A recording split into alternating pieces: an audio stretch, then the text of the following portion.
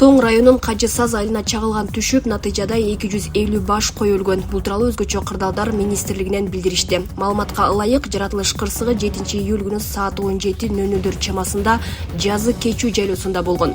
Тоң районунун Жазы Кечүү жайлоосунда болжол менен 250 баш кой чагылган тийгөлдү. Тоң райондук өзгөчө кырдаалдар башкармалыгына маалымат саат 18:44 түшкөн.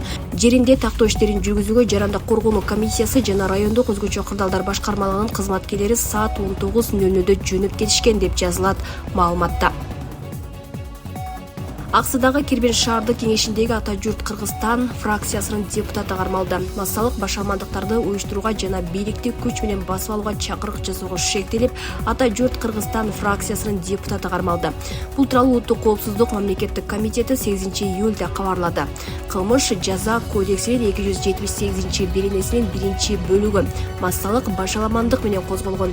Иштин алкагында Жалал Абад облусунун Аксы районунун Кирбен шаардык кеңешинин Ата журт Кыргызстан фракциясынын депутаты кармалды. Маалыматка караганда, ал Facebook социалдык тармагынын активдүү колдонуучусу, катары мезгил менен тенденциялуу жана чагымчыл материалдарда, анын ичинде массалык башаламандыктарды уюштурууга жана андан соң бийликти күч менен басып алууга чакырыктарды жарыялаганы айтылат. Кармалган жаран УКМКнын убактылуу кармоочу жайына киргизилди. Учурда тергөө иштери жүрүп жатат.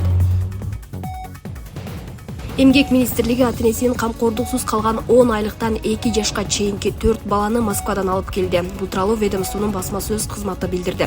Муркы айларда алып келүү саламаттык сактоо министрлигинин жана Кыргызстандын Россиядагы элчилигинин көмөгү менен уюштурулган. Министрлик балдарды биологиялык үй-бүлөлөргө бириктирүү жана баланын социалдык, медициналык, психологиялык, укуктук жактан колдоо маселелерин камтыган кырдаалга жалпы баа берүү иштерин жүргүзөт. Эмгек министрлиги балдарды кайтарып келүүгө жардам берген Россиянын камкорчулук органдарына, өлкөнүн консулдук кызматтарына, ошондой эле балдарды кайтаруу учурунда коопсуз ташуу жана кам көрүүнү камсыз кылган катышуучуларга терең ыраазычылык билдирет.